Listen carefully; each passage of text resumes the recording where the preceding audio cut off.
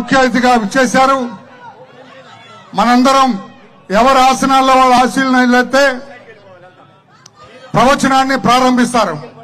మీరంతా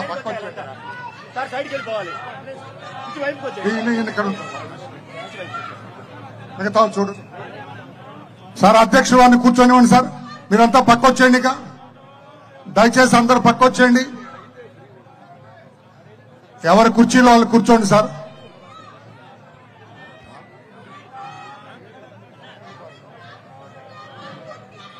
దయచేసి వెనక్కి వచ్చేయండి సార్.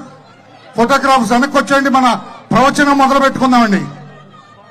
అమ్మా దయచేసి వెనక్కి వచ్చేయండి అమ్మా. ప్రవచన కార్యక్రమాన్ని ప్రారంభించుకుందాం. వేద పండితులు మన ప్రీతమ నేతను ఆశీర్వదిస్తున్నారు. వేద